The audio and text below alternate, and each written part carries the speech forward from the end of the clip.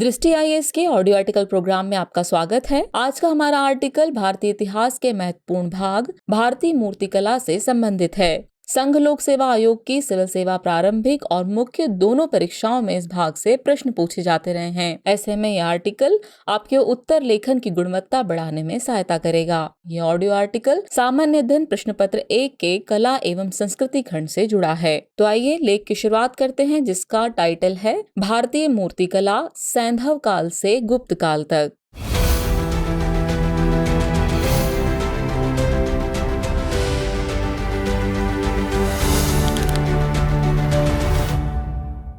सबसे पहले भारतीय मूर्तिकला का परिचय देख लेते हैं। किसी कला का इतिहास उतना ही पुराना है जितनी की मानव सभ्यता। सच तो यह है कि हमारे पूर्वजों में किसी भी कला को अपनाने की प्रवृत्ति हमेशा से रही है। अब चाहे स्थापत्य कला हो, चित्रकला हो या मूर्तिकला हो, इन कलाओं में से आज हम मूर्तिकला पर बात करेंगे। भारतीय उपमहाद्वीप में मूर्तिकला कलात्मक अभिव्यक्ति का पसंदीदा माध्यम रही है। प्राचीन भारत में जैसे जैसे स्थापत्य और चित्रकला का विकास हुआ, वैसे वैसे मूर्तिकला का भी विकास होता हुआ दिखाई पड़ता है। भारतीय मूर्तिकला आध्यात्मिकता के केंद्र में रही है। यह आध्यात्मिकता लोगों के उच्च आदर्श और मान्यताओं में निहित है। भारतीय मूर्तिकला की विषय वस्तु हमेशा से लगभग अमूर्त मानव रूप में रही है। इस स्वरूप का उपयोग हिंदू, बौद्ध और जैन धर्मों की सच्चाई को निर्दिष्ट करने के लिए किया जाता था। इस मूर्तिकला में शरीर को आत्मा के प्रतीक के रूप में प्रस्तुत किया जाता है। इसके अलावा इसमें देवी देवताओं की काल्पनिक आकृतियों को प्रकट किया जाता है। भारतीय मूर्तिकला की परंपरा सिंधु घाटी सभ्यता से चली आ रही है। तब छोटी टेराकोटा मूर्तियों का उत्पादन किया जाता था। मौर्य कला में परिपक्व भारतीय अलंकारिक मूर्तिकला का मार्ग प्रशस्त हुआ। यह वह समय था जब भारतीय मूर्तिकला में हिंदू के साथ साथ बौद्ध विषय भी शामिल होने लगे। बाद के दिनों में भारत के विभिन्न हिस्सों में मूर्तिकला शैलियों और परंपराओं की एक विस्तृत श्रृंखला विकसित हुई। ये श्रृंखला थोड़े थोड़े बदलाव के साथ भारतीय मूर्तिकला के आज के स्वरूप तक पहुंची है। आज के आर्टिकल में भारतीय मूर्तिकला से जुड़े सभी पहलुओं पर बात करेंगे। भारतीय मूर्तिकला को हम विभिन्न कार्यक्रमों के आधार पर देखेंगे, जैसे कि सिंधु सभ्यता की मूर्तिकला, मौर्यकालीन मूर्तिकला और गुप्तकालीन मूर्तिकला। साथ ही हम भारतीय मूर्तिकला की विभिन्न शैलियों जैसे कि गांधार, मथुरा एवं अमरावती पर भी बात करेंगे। तो सबसे पहले बात करते हैं सैंधवकालीन मूर्तिकला की। सिंधु घाटी सभ्यता की कला 2700 ईस्वी पूर्व से लेकर 1700 ईस्वी पूर्व तक के दौर तक विकसित हुई। हड़प्पा और मोहनजोदाड़ो सिंधु सभ्यता के दो प्रमुख नगर थे, जहां सिंधु घाटी की सभ्यता पली। इन प्राचीन शहरों की खुदाई से कई मूर्तियों की प्राप्ति हुई, जो यह दिखाती है कि सिंधु सभ्यता में मूर्ति कला का विकास हो चुका था। इस दौर में पत्थर यानी प्रस्तर से बनी मूर्तियां, मिट्टी की मूर्तियां या मृण मूर्तियां और धातु से बनी मूर्तियां मिली थी। एक दाढ़ी वाले योगी और पुजारी की मूर्तियां इस दौर की कुछ शानदार मूर्तियां रही, जो दिखाती हैं कि इस समय के शिल्पी कितने दक्ष थे। ये मूर्तियां पत्थर की बनी हुई थी। हड़प्पा से लाल पत्थर की बनी एक पुरुष के धड़ वाली मूर्ति भी मिली। इसके अलावा यहाँ से काले रंग के पत्थर से बना धड़ भी मिला है, जो पुरुष नर्तक का है। यह नर्तक अपने दाहिने पैर के बल खड़ा है और बायां पैर नृत्य की मुद्रा में ऊंचा उठा हुआ है। इस मूर्ति को नटराज के आदि रूप का घोतक माना गया है।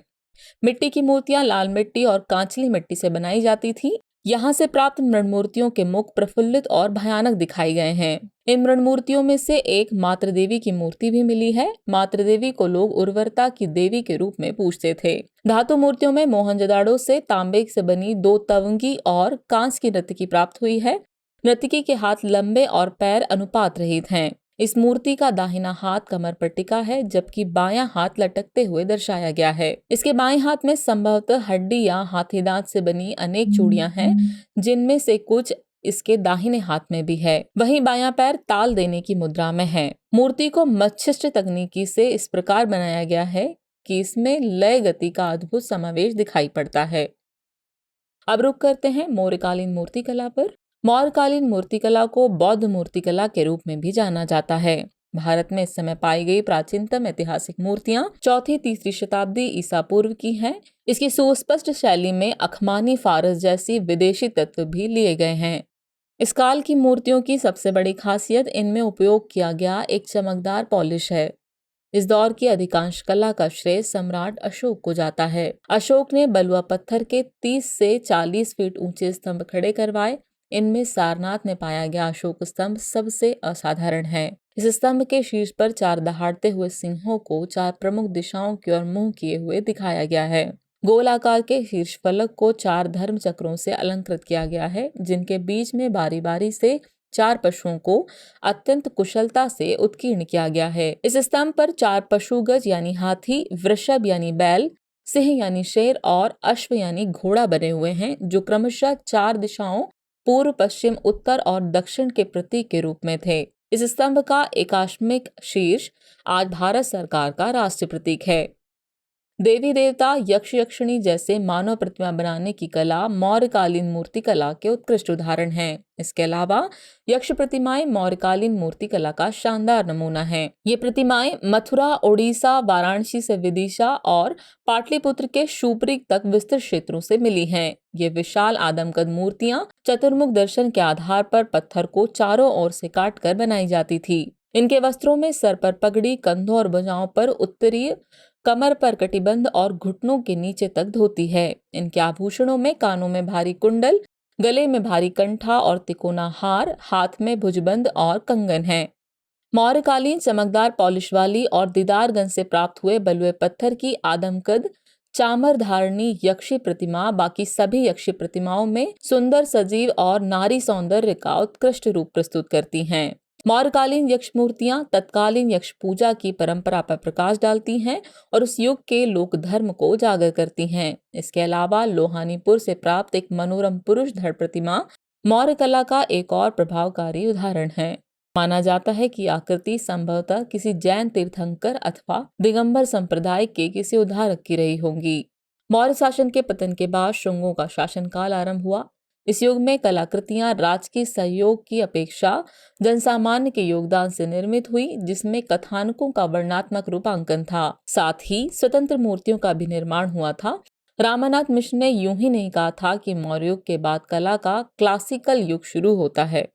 इस युग में कला ने स्थानीय के साथ साथ भौगोलिक विस्तार भी पाया। सादगी से भरपूर कला की सहज शैली लोगों को आकर्षित करती थी। प्रतीकात्मकता इस काल की मूर्ति कला की खास विशेषता थी। ये वही दौर था जब तक के उत्तर भारत में गांधार, जो कि अब पाकिस्तान में है, अब के भारत में मथुरा और दक्षिण भारत में अमरावती कला के कुछ प्रमुख केंद्र बन गए थे। ऐसे में आइए मूर्ति कला की मथुरा, गांधार और अमरावती शैलियों की बारीकियों को भी देख लेते हैं। पहले गांधार मूर्ति कला पर गौर करते हैं। मूर्ति कला की इस परंपरा में बैक्ट्रिया, पार्थिया और गांधार की स्थानीय परंपराओं का मेल था।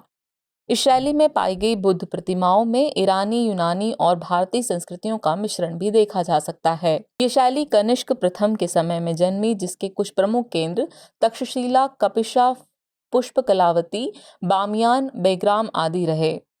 इस शैली में मूर्तियों को बनाने के लिए नीले, धूसर, बलुआ पत्थर, भूरे रंग के पत्थर और काले सलेटी पत्थर आदि का इस्तेमाल किया गया। गांधार शैली का विषय बौद्ध है, जिसमें बुद्ध की लीलाओं को दर्शाया गया है। बुद्ध का जन्म, निष्क्रमण, धर्मचक्र प्रवर्तन, परिनिर्वाण आदि जैसे बौद्ध विषय इन मूर्तियों में अंकित हैं। जटायुक्त लहराते घुंघराले बाल, आध्यात्मिक मुद्रा, आभूषण रहित आधी बंद और आधी खुली आंखें और सिर के पीछे प्रभामंडल आदि इन प्रतिमाओं की खासियत है।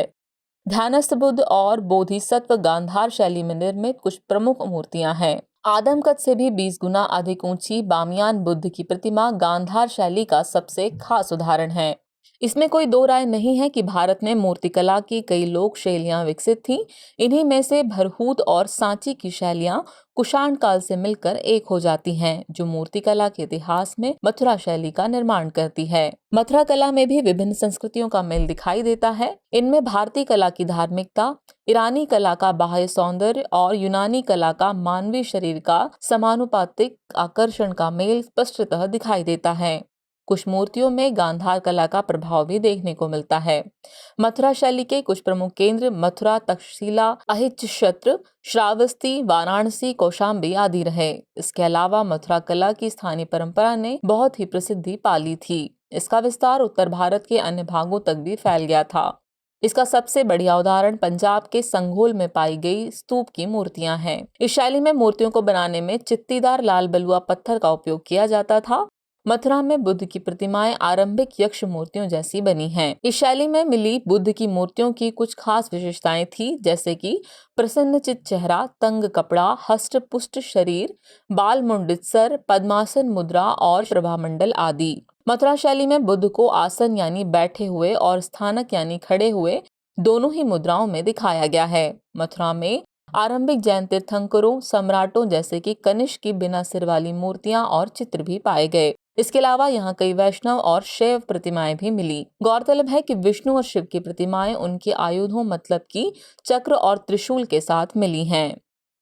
उन्नत भारत में जिस समय गांधार, मथुरा और अन्य शैलियां विकसित हो रही थी, उसी समय दक्षिण भारत में प्रस्तर शिल्प की एक शैली अपने विकास के चरण पर चल रही थी। इस क्षेत्र में गोदावरी और कृष्णा नदियों के बीच कला की जो शैली विकसित हुई, उसे मूर्तिकला की अमरावती शैली कहा गया। यह शैली सातवाहन वंश के शासनकाल में फली फूली। यह शैली अमरावती, नागार्जुनकोंडा और उसके आसपास के क्षेत्रों में विकसित हुई। इस शैली में बनी मूर्तियां सामान्यतः बुद्ध के जीवन की घटनाओं, पूर्व जन्म की कथाओं और जातक कथाओं को दर्शाती हैं। मूर्तियों को बनाने के लिए सफेद संगमरमर का इस्तेमाल किया गया। ये शैली अपने भव्य उभरे हुए भित्ति चित्रों के लिए प्रसिद्ध है, जो संसार में कथात्मक मूर्तिकला का सर्वश्रेष्ठ उदाहरण भी है। हाव भाव और सौंदर्य के अंकन के लिहाज से ये मूर्तियां सभी मूर्तियों में सबसे आगे है। इस मूर्तिकला की खासियत यह है कि यह बाह्य संस्कृतियों से प्रभावित नहीं थी, बल्कि ये पूरी तरह से स्वदेशी शैली से विकसित हुई है। उपरोक्त जानकारियों से स्पष्ट है कि भारत में कुछ प्रमुख कला केंद्रों पर मूर्तिकला का कई विधाओं में विकास हुआ और तरह तरह की देव मूर्तियों का निर्माण किया गया। इन कला केंद्रों में भारतीय उत्तरी कला के कला केंद्र जैसे कि मथुरा, सारनाथ और अहिच्छत्र, मध्य भारत के कला केंद्र और पूर्वी, पश्चिमी एवं दक्षिण भारत के कला केंद्र शामिल थे। कुषाण काल की शुरुआत में ब्राह्मण धर्म के देवताओं की अनेक मूर्तियां मथुरा शिल्प में बनाई गईं। धीरे धीरे इसकी कला बढ़ी और गुप्त काल में अपने पूरे विकास पर पहुंच गई। ऐसे में आइए अब गुप्तकालीन मूर्तिकला के बारे में थोड़ी जानकारी जुटा लेते हैं। इस दौर में कला के साथ साथ विज्ञान और साहित्य ने अत्यधिक समृद्धि हासिल कर ली थी। इस दौर में ब्राह्मण, जैन और बौद्ध देवताओं के प्रतिमा विज्ञान के मापदंडों को सटीक बनाया गया और उनका मानकीकरण किया गया। कला में देवत्व की भावना का गुप्तकालीन कलाकारों ने सफलतापूर्वक अंकन किया है। बाह्य सौंदर्य और आत्मिक भावों का अनूठा संगम गुप्तकालीन मूर्तिकला में मिलता है। इन मूर्तियों में मथुरा मूर्ति की कोमलता और अमरावती शिल्प के सौंदर्य का अभिनव मिश्रण दिखाई पड़ता है। गुप्तकालीन मूर्तिकला का लक्ष्य रूप और सौंदर्य के आदर्श की प्राप्ति है। शारीरिक सौंदर्य को उजागर करने के लिए हल्के और कम आभूषण के साथ पारदर्शी वस्त्रों का उपयोग किया गया। गुप्तकाल की मूर्तिकला में वर्णात्मकता के स्थान पर दृश्यात्मकता के दर्शन होते हैं, जो पोर्ट्रेट शैली की खासियत है। यही वजह है कि भारतीय इतिहास में गुप्तकालीन कला को कला का चरमोत्कर्ष अथवा कला का स्वर्ण युग माना गया। गुप्तकालीन मूर्तिकला के कुछ उदाहरणों की बात करें तो इस दौर में मथुरा से पत्थर पर उकेरी गई बुद्ध की सुंदर प्रतिमाएं मिली हैं। इसके अलावा सारनाथ संग्रहालय में रखी गई बुद्ध की पद्मासन में बैठी धर्म चक्र प्रवर्तन मुद्रा वाली प्रतिमा भी अनोखी है। इस काल में पत्थर के अलावा धातु की भी मूर्तियां ढाली गई। ये मूर्तियां बिहार के भागलपुर के निकट सुल्तानगंज से बहुतायत मात्रा में मिली, जिन्हें आज के समय में बर्गिंगम कला दीर्घा में संरक्षित किया गया है। गुप्त काल में सुंदर विष्णु मूर्तियों का भी अंकन होने लगा था। इसके साक्ष्य हमें भारत के विभिन्न स्थानों से प्राप्त विष्णु की तरह तरह की मुद्राओं वाली मूर्तियों से मिले। महानारायण विष्णु की 4 भुजाओं वाली मूर्ति आज दिल्ली के राष्ट्रीय संग्रहालय में संरक्षित है। साथ ही मथुरा से विष्णु की प्रलंब बाहु मूर्ति और विश्व रूप विष्णु की प्रतिमा की प्राप्ति हुई। इसके अलावा मथुरा, इलाहाबाद और मध्य प्रदेश से एक मुखी शिवलिंग, अहिच्छत्र से मिट्टी का बना पार्वती शीर्ष या मृणमुख एवं गंगा जमुना की पत्थर और मिट्टी से बनी मूर्तियां, सारनाथ संग्रहालय से स्मित मुद्रा में शिव का शीर्ष, मथुरा से अर्धनारीश्वर शीर्ष और एलिफेंटा से प्राप्त त्रिमूर्ति जिसमें ब्रह्मा, विष्णु और महेश तीनों देवता शामिल हैं आदि गुप्तकालीन मूर्तिकला के कुछ उत्तम उदाहरण हैं। भारत में मूर्तिकला की शैलियों की संख्या यहीं तक सीमित नहीं है। इन सभी शैलियों को कुछ शब्दों में समेटना न्यायोचित नहीं होगा। यूपीएससी मुख्य परीक्षा के लिहाज से महत्वपूर्ण भारतीय मूर्तिकला के अहम खंडों को हमने आज के ऑडियो आर्टिकल में समेटने की कोशिश की है। उम्मीद है कि ये सारी जानकारियां आपकी परीक्षा के लिहाज से लाभदायक होंगी। तो आइए जाते जाते नोट कर लेते हैं आज का सवाल। भारतीय इतिहास में गुप्तकालीन कला को कला का स्वर्णयुग माना जाता है। कारण सहित कथन की पुष्टि कीजिए।